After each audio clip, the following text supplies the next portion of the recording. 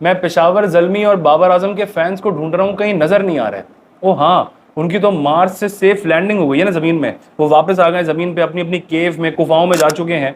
पिछला मैच मुल्तान सुल्तान से जहां पे दो टीमें हारने के लिए खेल रही थी, वहां पे जीत के ऐसे सेलिब्रेट किया था एज एफ पीएसएल जीत गए हो। और अब कराची किंग्स से हार के वापस अपनी गुफाओं में आ चुके हैं, उनकी लैंडिंग हो चुकी है। So welcome back Babar Azam और पेशावर जल्मी फैंस, खुश आमदीद। कल बहुत जबरदस्त मैच हुआ पेशावर जल्मी का और कराची किंग्स का, लो स्कोरिंग थ्रिलर देखने को मिला। पिछली 2-3 वीडियोस में हम यही बात कर रहे थे कि भाई कोई एक्साइटिंग मैचेस नहीं हो रहे पीएसएल के अंदर। सो फाइनली एक लो स्कोरिंग थ्रिलर हुआ। कुछ भी हो, आज की तारीख में 250 रन बन के चेज हो रहे हो, लेकिन जो मजा 150-140 रन बन के डिफेंड होने का है, वो किसी चीज का नहीं है। So good for cricket, in fact good for PSL कि दोबारा एक्साइटमेंट जो है वो उसकी वजह से आई है। और कराची किंग्स का जो होम लेग है वो खत्म हो गया। 5वां मैच उन्होंने खेला है, हाई नोट पे फिनिश किया है। 5 में से 3 मैचेस जीत के वो कराची से जा रहे हैं अब लाहौर और मुल्तान और पिंडी के लेग खेलने के लिए। सो बड़े ज़बरदस्त उन्होंने अपना एंड किया, अच्छे रिदम में नजर आ गए वापस। हर मैच में कोई गलती करते हैं, अगले मैच में ठीक कर लेते हैं। उनका प्रॉपर चल रहा है, एक मैच में विन तो अगले मैच में लर्न, फिर दोबारा विन फिर लर्न।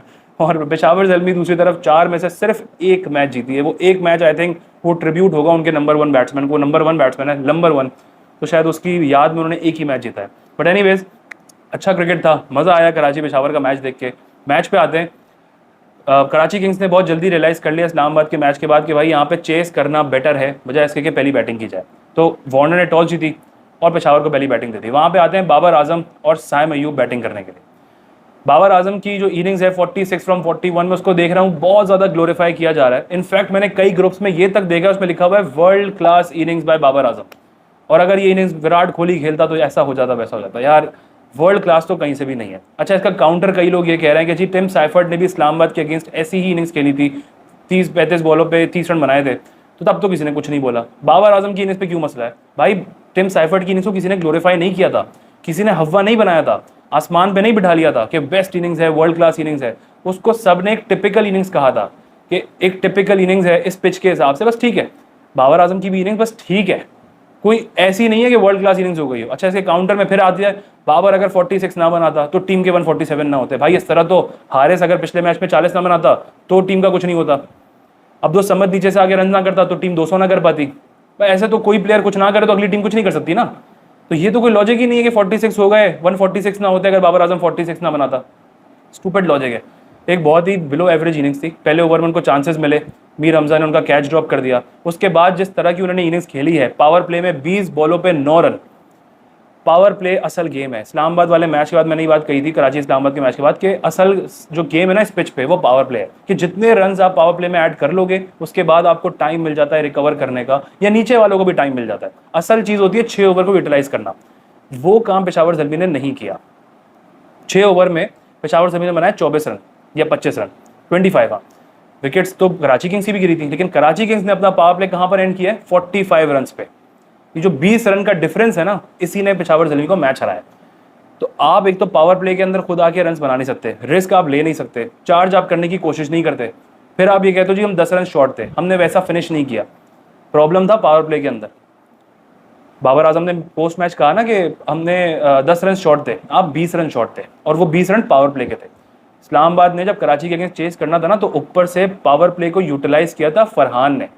वो जो 28-30 रन बना के टोन सेट की थी ना, उसने गेम बना दिया था पेशावर इस्लामाबाद यूनाइटेड के हाथ में। और नीचे टाइम मिल गया शदाब खान को कि वो आके मैच को, इनिंग्स को कैरी कर सके, डीप ले जा सके। आपने पावर प्ले में अगर 6 ओवर में 25 रन बनाए, तो जब पावर प्ले खत्म होगा, फील्ड खुलेगी, तो आपके ऊपर प्रेशर क्रिएट होगा, फिर आप नहीं बना सकते। और इस पिच पे नीचे आने वाला बंदा 8 से 10 के रन रेट पे बैटिंग नहीं कर सकता, ये बहुत क्लियर चीज़ है। इस पिच पे नीचे वाला आके एकदम से हिटिंग नहीं कर पाएगा। आपने सबसे ज़्यादा बॉल्स कंज्यूम की हैं, तो अब आपकी रिस्पॉन्सिबिलिटी है गेम को डीप ले जाके एक्सेलरेट करना। तो ये इनिंग्स ऐसी नहीं है कि आप उसको इतना ग्लोरीफाई करो कि ये वर्ल्ड क्लास इनिंग्स है, ये एस्थेटिक्स बनाना शुरू कर देंगे। मुश्किल पिच पे बनाई है, मुश्किल पिच पे तो वार्नर ने भी बनाई है, उससे 127 के स्ट्राइक रेट पे 60 बनाए 47 बॉल्स में, और ऐसे जगह पे आउट होकर गया कि जहां पर अब रना बॉल गेम चाहिए था, और कराची किंग्स के हाथ में मैच था। तो ये करना था ना। एक तो आपको चांस मिला, कैच ड्रॉप हो गया, फिर आपने प्लम पे रिव्यू भी ज़ाया कर दिया। इतनी बॉल्स खेलने के बाद एक्सेलरेशन नहीं आई या कोई फिनिशिंग टच नहीं आया। फिर कैप्टनसी ब्लंडर्स आप देखें तो मिच ओवेन को और नीचे फेंक दिया, हुसैन तलत को ऊपर लेकर आ गए। हुसैन तलत पहले बैटिंग कर रहे हैं मिच ओवेन से। Similarly Mohammad Haris power play के आगे बाद आके बैटिंग कर रहे हैं। ये वो टाइम था इस पिच पे कि ऐसे प्लेयर्स को आप चांस दो, जैसे मिच ओवेन हो, साइम अयूब हो, हारिस हो, कि ये ऊपर से आके हिटिंग करें, ये चांस ले सकते हैं। साइम नहीं चले, हारिस आते नंबर 3 पे। ये जो कई लोग आपको कहते हुए मिलते हैं ना कि हारिस नंबर 4 पे परफॉर्म करता है, ये देख लीजिएगा 80% of the time Mohammad Haris किस पोजीशन पे किस पॉइंट पे आके परफॉर्म करता है, जब पावर प्ले में उसकी बैटिंग आती है। भले वो 2 डाउन हो, भले वो 5 डाउन हो, लेकिन जिस वक्त वो पावर प्ले आके बैटिंग करेगा ना, वो रिस्क लेगा और उसको रिजल्ट्स मिलते हैं। वो दिलेर बंदा है, लेकिन वो पावर प्ले के अंदर हिटिंग कर सकता है। इस पिच पे आप पावर प्ले के बाद इतने इंपैक्ट नहीं क्रिएट कर सकते। हारिस को ऊपर आना चाहिए था, लेकिन मसला वही है कि आपने खुद ही बैटिंग करनी है। यहाँ पे थोड़े बहुत रन ऐड कर दिए, आपका कैच ड्रॉप हो गया, आपको मौका मिल गया, आपने रन ऐड करने शुरू कर दिए, अपने रन बनाए अपने कॉन्फिडेंस के लिए, और फिर आउट होकर चले गए। मसला ये है कि आप ऊपर कंफर्ट जोन पे आके अपनी बॉल्स खेलते हो, अपने रन बनाते हो, रन बॉल, और फिर नीचे वालों के ऊपर डाल देते हो सारी चीजें कि भाई नीचे वाला क्यों नहीं खेल रहा, नीचे वाले आके वैसे क्यों नहीं खेल रहे। 6 ओवर में 25 रन आप बना के अगर दे रहा है ना नीचे वालों को, तो नीचे वाले आकर नहीं एक्सेलरेट करेंगे, वो नहीं आके मार सकते पावर प्ले के बाद, स्पेशली वो बंदे जो है ही पावर प्ले के, लाइक हारिस, मोहम्मद हारिस। तो ये आपको हर तरफ एजेंडा मिलेगा। हारिस नंबर 4 का बैट्समैन है, उसका रिकॉर्ड ज्यादा अच्छा है वहां पे, पर उसका रिकॉर्ड असल में है पावर प्ले का ही। अगर अर्ली विकेट्स गिर जाए, लास्ट मैच में भी आप देखो पावर प्ले में परफॉर्म किया उसने, जहां अर्ली विकेट्स गिरेंगे ऊपर आएगा, 4 रिस्क लेगा, बनाए। ये वो टाइम था रिस्क लेने वाला कि 6 ओवर में आप रिस्क ले लो। कराची किंग्स ने चेस करते हुए 6 ओवर में 46 बनाए, पेशावर ने बनाए 24-25 रन। ये मैसिव डिफरेंस था पावर प्ले का इस पिच पे। उसके बाद खैर मोहम्मद हारिस ने बनाए 28 रन 21 बॉल्स पे। कोशिश उन्होंने भी पूरी की, बट अगेन पावर प्ले के बाद वो उस लेवल पे इंपैक्ट नहीं क्रिएट कर सकते जितना वो ऊपर से कर सकते हैं। फिर मिच ओवेन, मैंने जैसे पहले कहा, मिच ओवेन को उठा के नीचे कर दिया, हुसैन तलत को ऊपर कर दिया। आप एक अच्छे खासे टॉप ऑर्डर और ओपनर को नीचे फिनिशर का रोल बना के दे रहे हो, नहीं आके वो हर मैच में ऐसे इंपैक्ट करेगा जैसे पिछले मैच में कर दिया। अब तो समझ भी जाहिर है हर मैच में इस तरह की इनिंग्स नहीं खेल सकते। इस तरह के प्लेयर्स आपको 5 में से 3 इनिंग्स अच्छी खेल के देंगे, 2 इनिंग में जल्दी आउट हो जाएंगे। सो अब तो समझ पे इतना नहीं जाते। कराची किंग्स की बॉलिंग पे आते हैं तो Mir Hamza bowled extremely well, 4 over 1 for 14, जबरदस्त बॉलिंग स्पेल था। बाबर आजम को कैच कर लेते तो शायद और जबरदस्त उनका स्पेल हो जाता। 1 for 14 4 ओवर में, और मैंने पहले भी कहा है इन कंडीशन में मीर हमजा से अच्छा कराची के पास कोई बॉलर नहीं है। Hasan Ali bowled well 4 overs for 33, but again हर मैच में हसन अली आपको नहीं परफॉर्म करके देंगे, हर मैच में विंस नहीं जिता सकते। पिछली वीडियो की बात है, कहा था कि भाई किसी और को स्टेप अप करना होगा, और इस गेम में शुक्र है किसी और ने किया। तो हसन अली ने 33 रन दिए, कोई आउट नहीं किया, आउट किया था लेकिन वो नो बॉल हो गई थी। उसके अलावा Khushdil Shah extraordinary bowling कर रहा है बंदा भाई, 3 over 20 run 3 wicket, too good. और बाबर आजम की विकेट निकाली वहां पे, खुशदिल शाह के पास भी एक टेलेंडर की विकेट आ गई। Anyways Abbas Afridi bowled well, 3 wicket उन्होंने भी निकाली, अच्छी बॉलिंग कर रहे थे, अपने रिदम में वापस नजर आए। अब्बास का यही मैंने कहा था भाई बैक करते रहो, बैक करते रहो, कराएगा। और अब्बास ने खुद रियलाइज करना था, शुक्र है उसने किया, अच्छे टाइम पे उसने आगे 3 आउट किए, पेशावर जली को प्रेशर में डाला।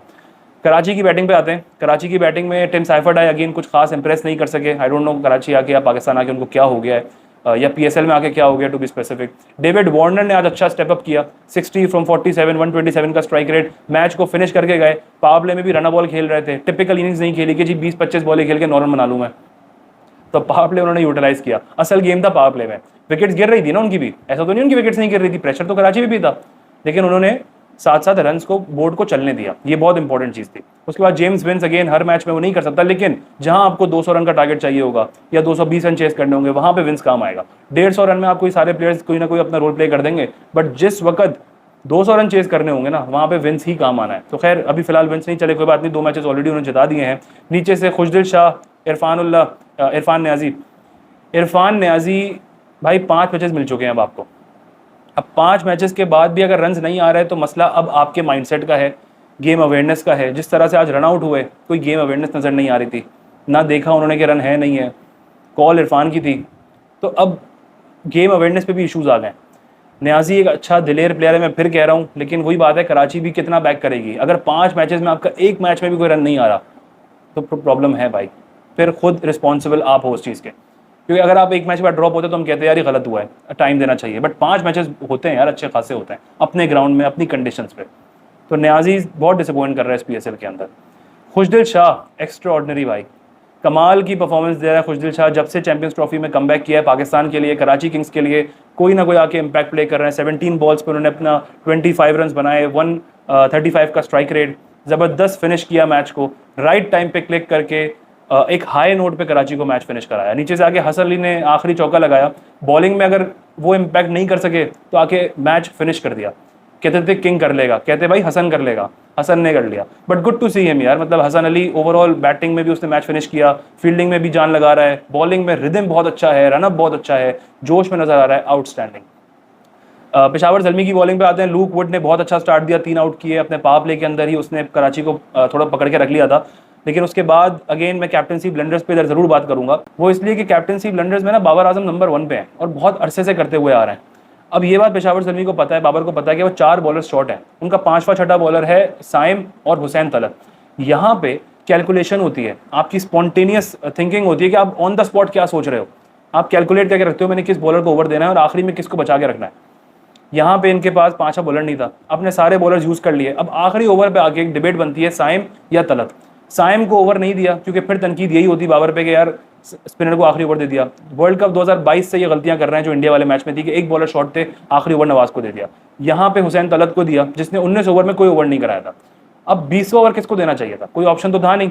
अब यहाँ पे जो थोड़ा सा कैप्टनसी एरर ये था कि जब नबी आउट हुए थे ना तो कराची प्रेशर में था, कराची स्लो डाउन हो गया था। वहां पे आरिफ याकूब ने अच्छी बॉलिंग की, 4 ओवर में 1 for 20। दूसरे एंड पे साइम को लाके 6 बॉलें निकलवानी थी बस, कि किसी तरह 6 बॉलें निकालो, कराची प्रेशर में है, ओवर खत्म करो, अपने मेन बॉलर को नीचे रखते हैं क्योंकि गेम फंस रहा है। आखिरी ओवर तक जाएगा, हमारे पास बॉलर नहीं होंगे, वहां पे साइम को निकालना था। आखिरी में आप पार्ट टाइमर को ओवर देके अगर कहोगे यार 9 रन डिफेंड करो, शायद मीर हमजा भी मार देता। हुसैन तलत से आप एक्सपेक्ट नहीं कर सकते कि वो आके 9 रन डिफेंड करेगा, वो भी खुशदिल के सामने या हसन के सामने। हसन हिटिंग कर लेता है भाई, लेकिन मीर हमजा होता ना वो भी खेल लेता है इसको, और साइम को ओवर देते हैं तो वही बात है, स्पिनर को खुशदिल बड़े आराम से 2 बॉलों पे गेम खत्म कर देता। तो ये अगेन कैप्टनसी एरर्स हैं, ये ब्लंडर्स हैं, वहां पे बीच में निकालना था। आपके पास 5वां बॉलर नहीं है, ये इशू है आपके साथ, तो इस चीज़ पे वर्किंग करना बहुत ज़रूरी है।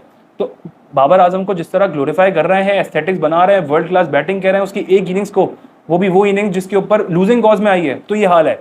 विनिंग कॉज में आती ना तो अब तक नॉइस पॉल्यूशन हो चुकी होती। और फिर कैप्टनसी इशूज़ बहुत सारे थे, जब खुद बैटिंग कर रहे हैं तो प्लम पे LBW ले लेते हैं, जैसे गेम से बहुत बड़े हैं, इनकी विकेट से बड़ी कोई विकेट नहीं है, हालांकि कुछ कर नहीं रहते, डैमेज नहीं कर रहे ऑपोजिशन को, लेकिन रिव्यू ले लेंगे, ज़ाया कर देंगे, टीम का नहीं सोचेंगे। जब फील्डिंग करेंगे तो प्लम पे रिव्यू नहीं लेते, वहाँ पे रिव्यू वेस्ट ना हो जाए ये बैठ के सोचते हैं और फिर विकेट नहीं मिलती। फिर मिच ओवन को नीचे भेजते हैं, हुसैन तलत को ऊपर भेजते हैं। पावर प्ले में हारिस बैटिंग करने नहीं आता कि वो रिस्क ले सकता है, वो चांस ले सकता है, उसको पावर प्ले के बाद बुला लेते हैं। सिमिलरली जब बॉलिंग की बात आती है तो वहाँ पे अपने पार्ट टाइमर्स को आखिरी ओवर तक बचा के रख लेते हैं। एक ओवर वहाँ पे साइम का निकल जाता ना तो पेशावर ज़ल्मी ये मैच जीत सकता था। Ali Raza again bold well, 4 over में उन्होंने बहुत ज़बरदस्त बॉलिंग की, 2 for 32, सेकंड लास्ट ओवर किया, अंडर प्रेशर, अच्छी बात है, अपने रिदम में आ रहे हैं और कॉन्फिडेंस के साथ बॉलिंग कर रहे हैं इस पिच पे, इस प्रेशर के साथ जहाँ पे लो स्कोर है, आपको डिफेंड करना है। सो ही बोल्ड वेल, अच्छा लगा। और जिस तरह ज़ल्मी और बाबर इसको बैक कर रहे हैं ये बहुत अच्छी बात है, अली रज़ा को जिस तरह से बैक कर रहे हैं, सो एप्रिसिएशन बनती है इस बात के ऊपर। But overall as a unit, bowling unit, Karachi Kings ने बहुत अच्छी बॉलिंग की क्योंकि 150 रन उन्होंने सोचा हुआ था कि रिस्ट्रिक्ट करना है कराची को, उन्होंने कर लिया, पेशावर को सॉरी, वो उन्होंने वहाँ पे रिस्ट्रिक्ट किया। बैटिंग के अंदर आए तो डेविड वार्नर ने फाइनली रिस्पॉन्सिबिलिटी ली, लेकिन वही बात है, पिछले मैच में मैंने कहा था कि भाई 10 मैचेस खेलेगा तो खेलना तो आता है, कहीं ना कहीं रन आएंगे, 1-2 मैचेस में तो आएंगे, तो वो आ गए। लेकिन शुक्र है सही टाइम पे आए और इस पिच पे आए जो बड़ी मुश्किल पिच थी, लेकिन चूंकि ये पर्थ की वो मिट्टी थी, शायद वार्नर ने पिक कर लिया कि भाई मैं यहाँ पे खेल सकता हूँ। So overall as a unit Karachi Kings बहुत अच्छी नजर आई। पेशावर ज़ल्मी ने जो ब्लंडर्स किए वो कैप्टनसी ब्लंडर्स थे, कुछ सेल्फिश अप्रोचेस थी, अगेन अननेसेसरी ग्लोरीफाई कर रहे हैं, बड़ी मीडियोकर अब माइंडसेट है हमारी कौम का कि ऐसी यूजलेस इनिंग्स को इतना ग्लोरीफाई करते हैं जिसका कोई फायदा ना उनकी टीम को होता है ना उनकी फ्रेंचाइज को होता है। But anyways congratulations to Karachi Kings, एक अच्छा क्रिकेट देखने को मिला, low scoring thriller, Karachi leg high note पे एंड हुआ, क्राउड भी अच्छा आया था आज, so very well played Karachi Kings and congratulations to Babar fans as well कि वो वापस आ गए हैं और सेफली उनकी लैंडिंग हो गई है।